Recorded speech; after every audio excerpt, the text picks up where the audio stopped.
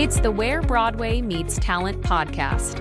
Each month, we take a look at the performing arts scene in the Rogue Valley and visit with the artists who bring the shows to life. From Camelot Theater in Talent, here's your host, Brian O'Connor. And welcome to our fourth episode of Where Broadway Meets Talent from Camelot Theater. I'm Brian O'Connor. Last month, we talked with Eric H. Connolly. He is currently starring in Spotlight on Cat Stevens, which runs through November 3rd. This month, we're going to be talking with the director of that show, as well as some other cast members. Also, later on in this episode, Camelot Executive Director Dan Hauser will be stopping by, as well as Artistic Director Gwen Overland. Gwen's going to be talking about the remainder of this year, as well as the 2025 season. And also, because we are approaching a new season, that means it's audition time. So we have a bunch of auditions coming up, and Gwen will talk about that as well. So let's get into it right now with the cast of Spotlight on Cat Stevens. As I mentioned, we talked with the star of the show last month, Eric H. Connolly. I am now joined by the director of the show, Zach Wentworth. We also have backup singers and narrators, Julia Funk and Lindsay Nashington. Welcome to the podcast, everybody. Hello. You. Now, Zach, you've been here a long time for this theater. You've been doing things since about 2012. Yes. You are making your directorial debut with this show, so congratulations on that. Thank you. So tell me a little bit about how you approached this show. Thankfully, Eric actually did a lot of the groundwork for me in this show. And I'm thankful for that, for him, because he I think this show is kind of a passion project for him. And then it was just me being able to come in and see the show and just being able to bring his vision to life, which I think was a really awesome experience, and kind of collaborating with him and with, everyone else that was involved in the production was amazing. I mean, like, having these two lovely ladies as the vocalists was awesome. Eric is a great performer, and he wrote the script, and it's beautiful. And I think a lot of people are going to walk away from this show with a lot of really great feelings. I think it's helpful, too, when you come into a show and you already know everybody in the show pretty much. Yeah. You know, I mean, you and Julia go back a long ways. You and Lindsay have worked together on things before. Does that helps, obviously? Oh, yeah, because you walk in and it's basically just like hanging out with your friends for a few hours every night. No, it's great. And I know that they're great performers, and I know that they do a really good job and they do really good work. So it's also good to come into a production and knowing that everyone is very talented on this stage, and not having to like do any hand holding as my first directing job. I wasn't having to kind of guide anybody really heavily or anything like that. It was mostly just coming in and saying, this looks so great, I love this, let's keep it. Or like, well, maybe let's try something different because that's not quite working out. Right. So it was really nice to kind of dip my toes into the directing side of things to kind of see like, maybe I want to do this again. Maybe it like gives me a little bit of excitement. How long have you wanted to direct? Because like I said, you've been doing theater for a long time. Yeah, I think over the last like 2 or 3 years, it's something that's just been kind of in the back of my mind. But unfortunately, I am just a glutton for the stage, and I love being on it.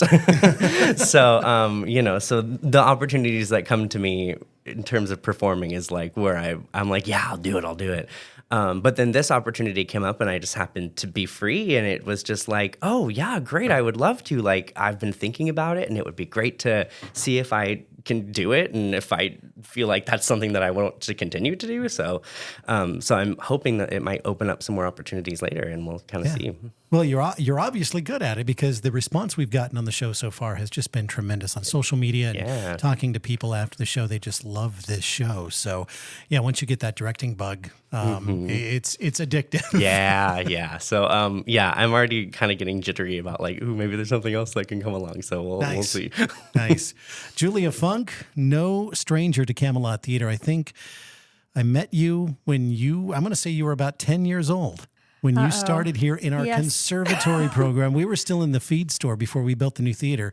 And I think your first show was it Seussical? It was. Seussical the Musical. Seussical the Musical you Junior. You were a bird girl. Indeed. Wow. That's adorable. That was adorable. Yeah, yeah. I was the yellow bird, The yellow bird. to be clear. Go back into our archives and pull out some pictures of that, I think.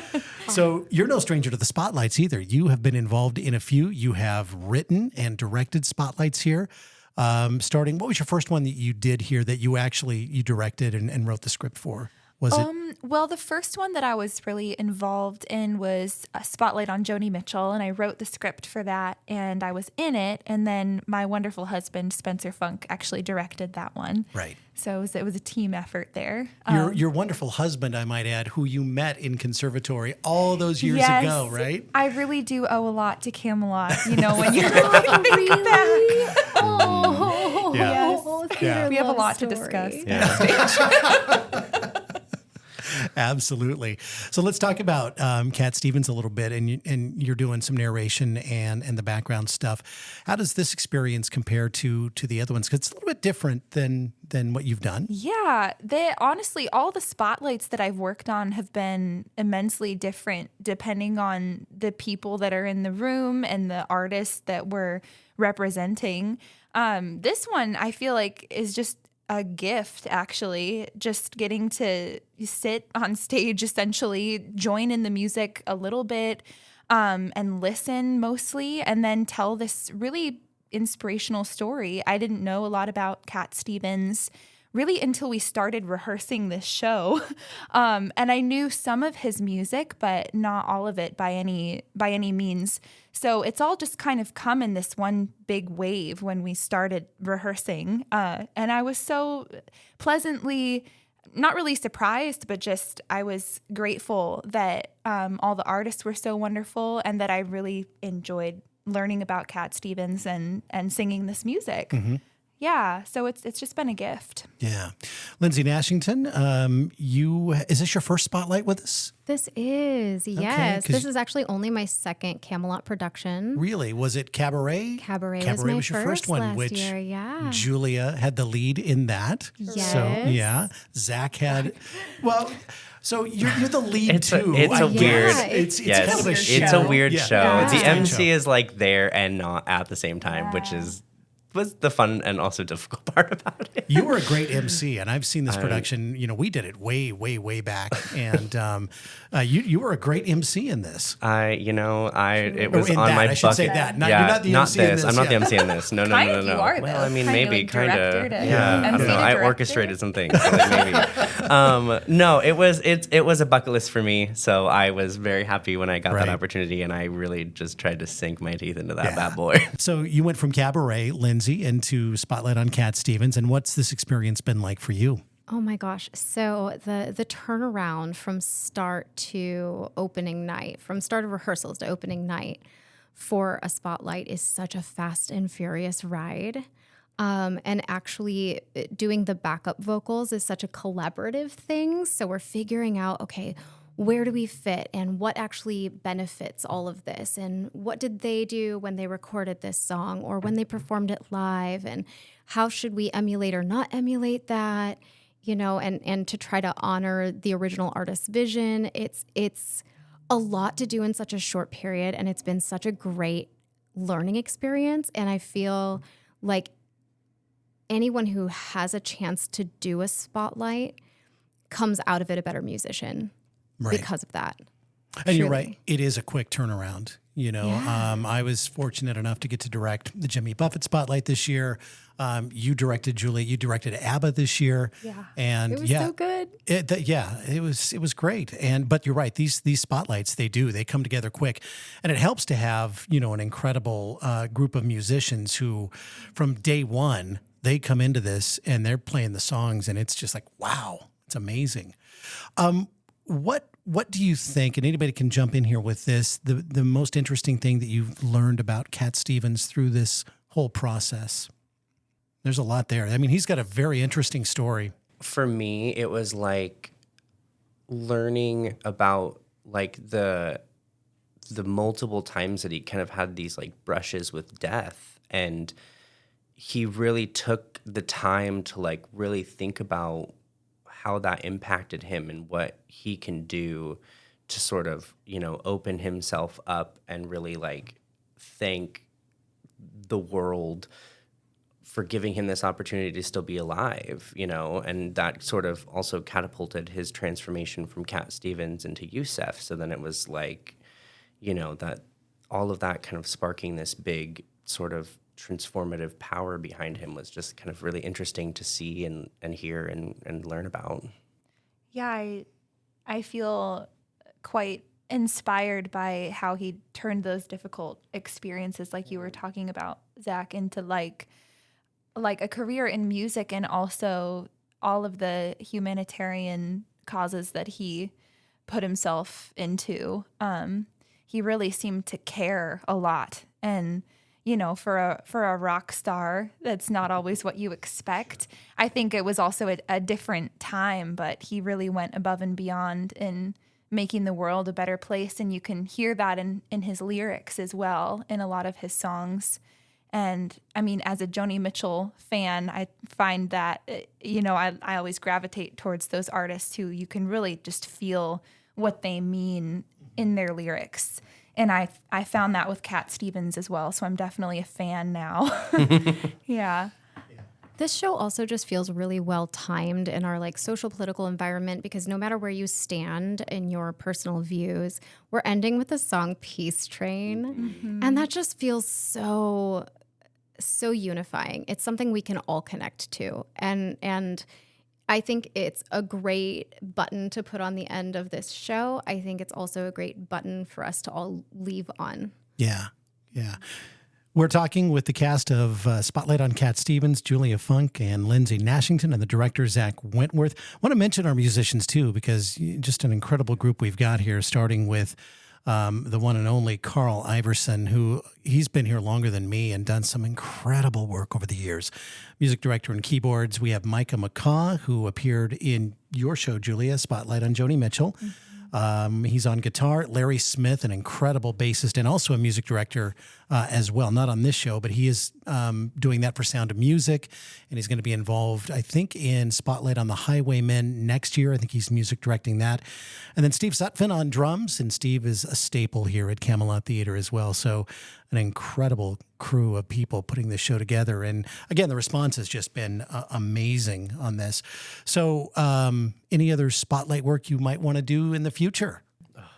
I'm really curious to hear what the set list is for the Tony Bennett Spotlight. I'm not going to lie. Right, yeah. That would be He a does good some one. cool stuff. Yep, that is coming up I believe that's in the fall of next year. It's Spotlight on Tony Bennett Duets. Mm-hmm. So that's going to be an incredible show. What do you guys have coming up next for theater? I know, Lindsay, you've got Sound of Music you're going to be in. You just started rehearsals for that. Yes, so that's exciting. Sure did. And Zach? I'm waiting to hear back from a few places. Okay. Always, yeah. The life of an actor, actor. waiting for your next gig. Yeah. It's, you know. What about you, Julia? Anything coming up?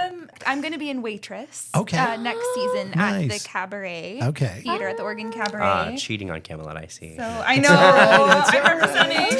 Wearing a shirt too. I know. She's wearing the Oregon Cabaret shirt right now. That's kind of funny. I can love both. I mean, two out of three of us work there too. So, and to be fair, Rick Robinson, the managing director, directs here at Camelot too. Right. So I mean, we share so many different. Again, people. we're all just gluttons for theater, and we just will take the opportunity wherever it comes. Yeah, it is a very tight theater community. So we do share a lot of actors, directors, and designers with all of the other theater companies in the Valley. So come and see Spotlight on Cat Stevens running through November 3rd at Camelot Theater. Get your tickets online at camelottheater.org, and we'll see you at the theater. All right, Zach Wentworth, Julia Funk, and Lindsay Nashington, thank you for being here today. Thank you. So fun. And coming up next, we will be sitting down with Camelot's artistic director, Gwen Overland, and executive director, Dan Hauser. We're going to go over the 2025 season again. And it is audition season as well for a lot of the shows coming up next year. And Gwen is going to enlighten us on that whole process. So that is coming up next on the Where Broadway Meets Talent podcast. Camelot Theater, Located on the corner of Talent Avenue and Broadway Alley in Talent, Oregon, is a vibrant community theater known for its engaging performances and commitment to the arts. Established in 1992, it showcases a diverse array of productions, including classic plays, musicals, and original works, fostering local talent and providing entertainment for audiences of all ages. With its intimate setting, Camelot Theater creates a unique and immersive experience, making it a beloved cultural hub in the Rogue Valley. You can check out all our shows and reserve your tickets at CamelotTheater.org.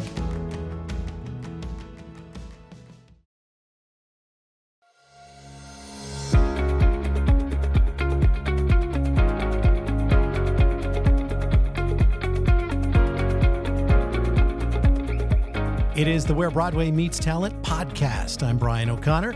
Our next guests have arrived and now joined by Camelot Theater Artistic Director Gwen Overland and Camelot Executive Director Dan Hauser. Welcome to the podcast. Yay, thank you so much. Where's that applause meter? Come on. I know. I'm so glad the jet landed early enough for me to get here.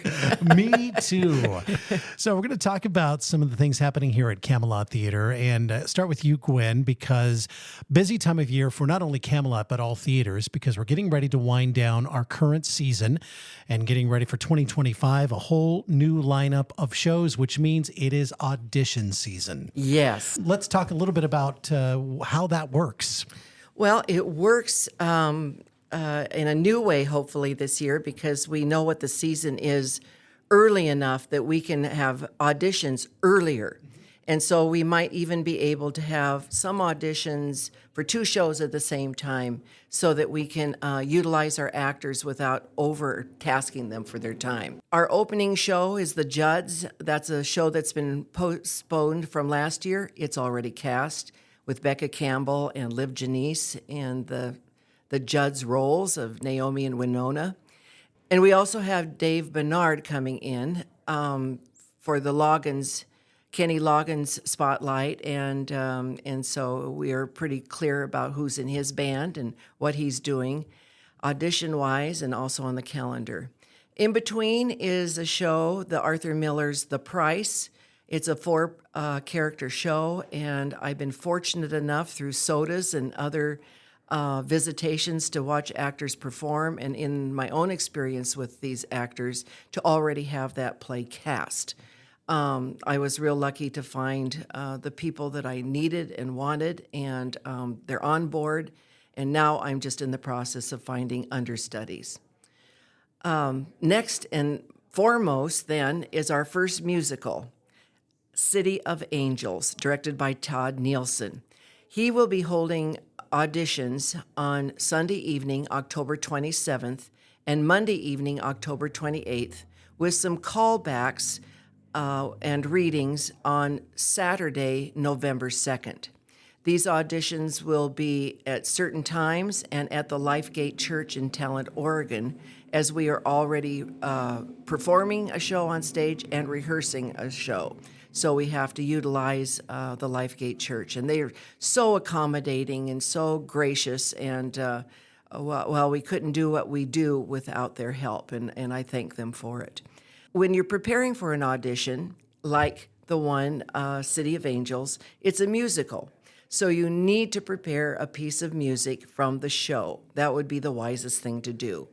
Usually the director will have callbacks. He'll let you know which song of which character he's most interested in hearing from you, and we will have sides and also sheet music for people to look at, or we can actually send that out virtually for people to have.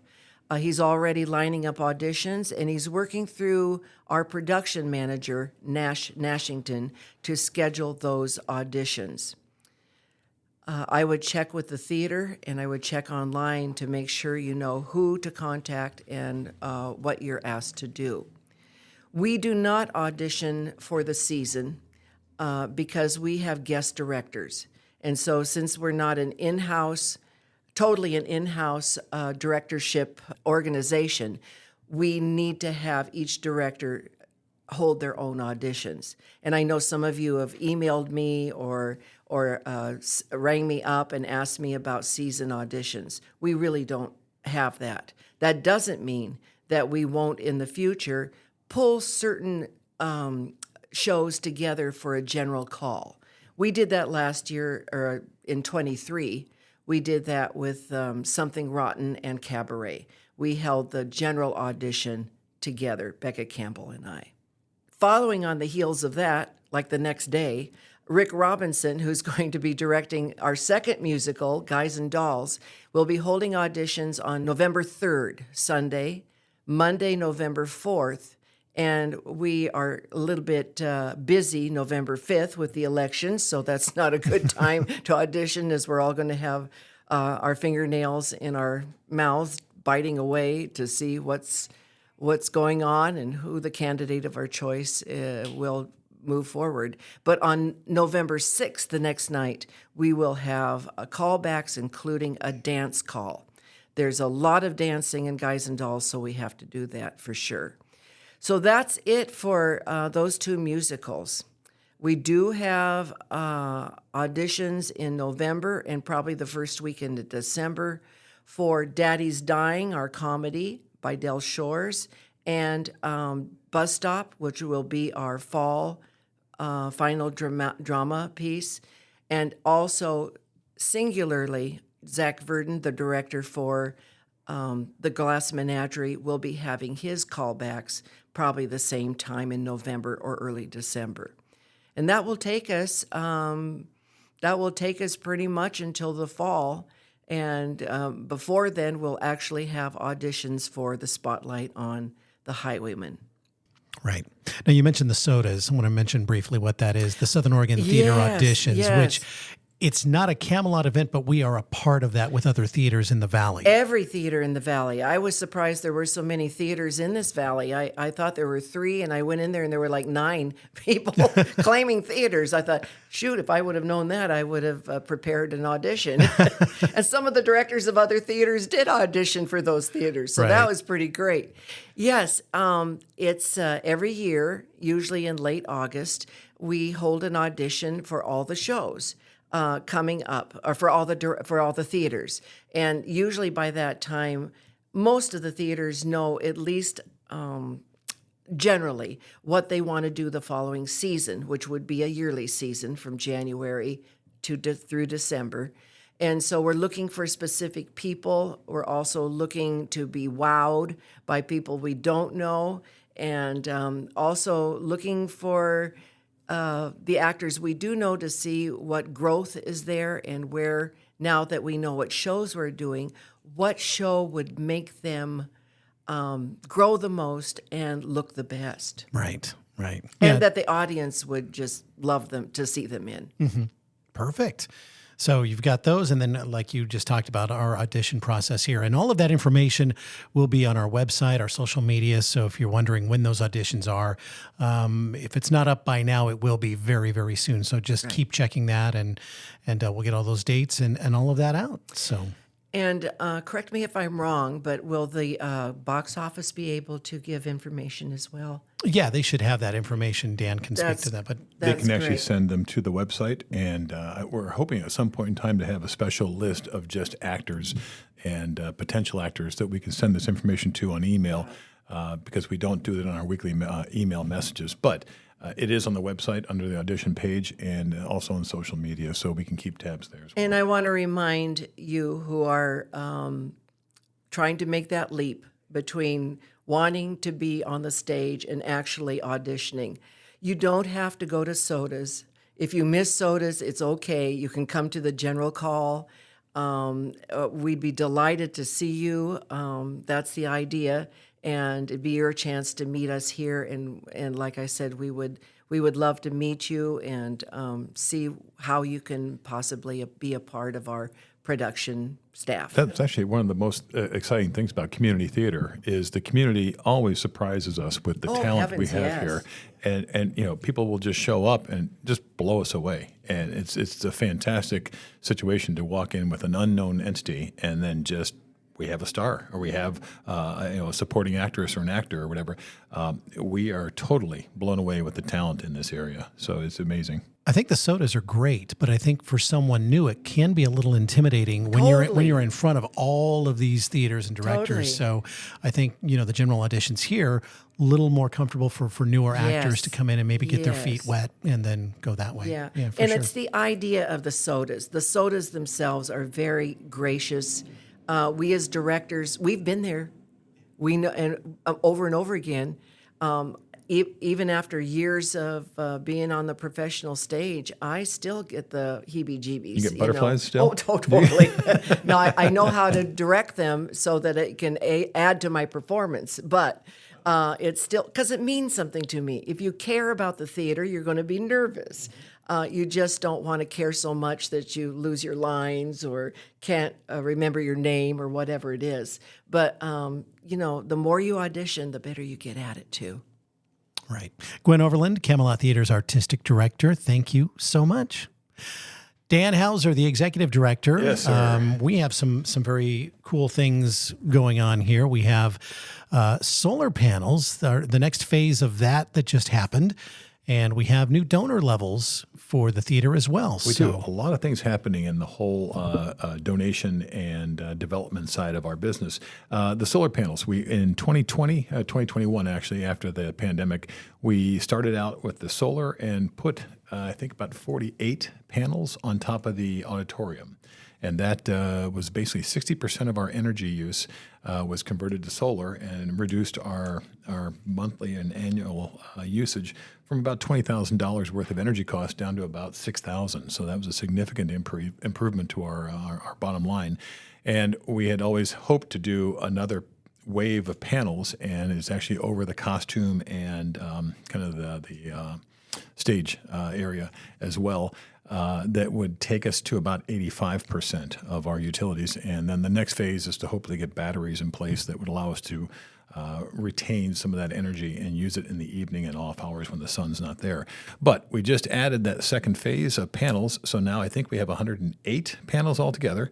And that should get us about 85 to 90% of our solar energy use. Those are going to be kicked in, I believe, next week.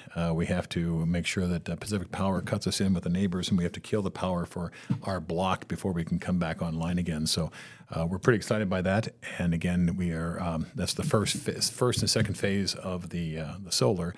The other portions of this is all due to a grant we got from the Murdoch Foundation, which was very grateful for that support to not only upgrade our technology internally, but to add these solar cells. And we're also looking at a marquee on the front of the theater, but we have not finalized that design and implementation yet.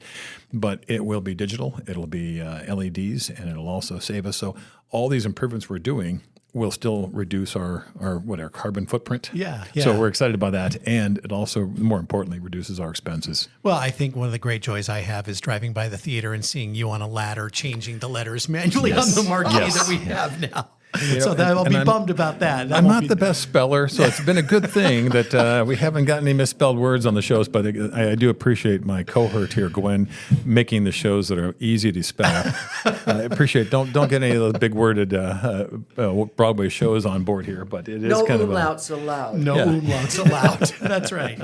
But no, it will be nice to be able to put that up there. We can also use that to promote things going on in talent, not only just Camelot, but it'll have a little digital component at the base of, we're hoping to get a blade out there that would be a sign blade with some LED neon-looking tubes that would be a kind of a flashback, kind of a homage to the Deco style of the front of our building in the corner. We'll get that Deco-looking blade on the corner with Camelot out there, and then a little digital board that would allow us to be able to punch up things and not send me on the ladder.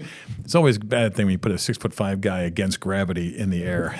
You always have to wonder when that's going to give out, but it'll change. And it also gives us much more flexibility. We can put digital images up there. We can't do that on our marquee. Also, the marquee is actually on Talent Avenue, and we get more traffic on Main Street.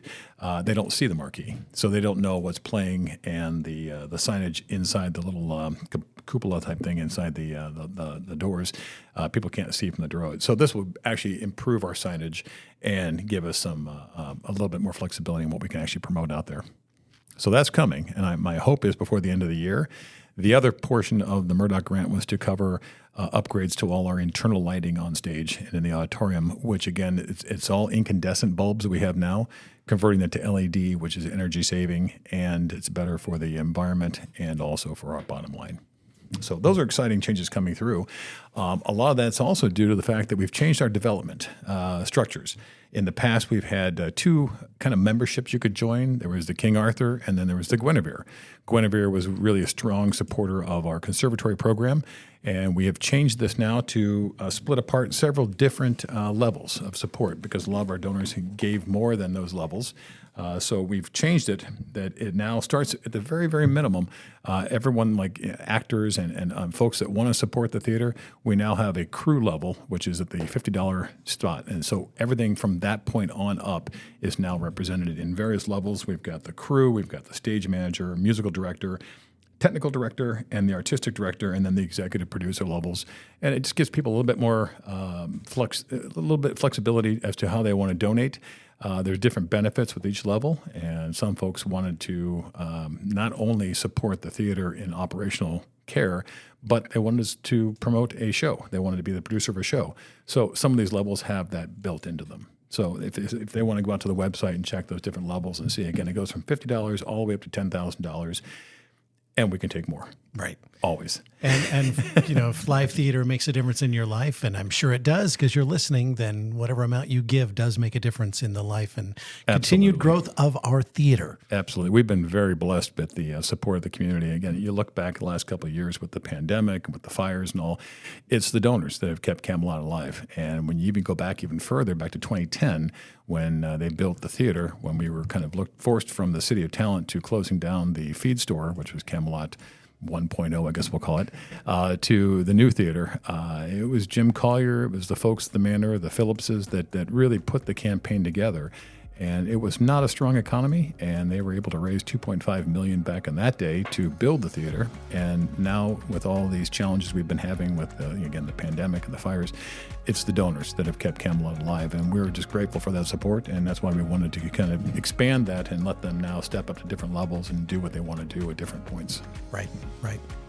Great. So we have a lot going on between auditions and then all of the administrative things as well. And again, we have Spotlight on Cat Stevens currently running, and then we will close our year out with The Sound of Music. Go to our website, CamelotTheater.org. That is theater with an R-E, and you can see what we are doing next year, a very exciting season, and cannot wait to get going on that. So Executive Director Dan Hauser, Artistic Director Gwen Overland, thank you so much for coming in. Thank you so much. That was fun. Yep. And coming up next episode in November, we'll be chatting with the cast of The Sound of Music, which will be getting ready to open by that time. In the meantime, subscribe to us on Spotify, and we will talk to you next month.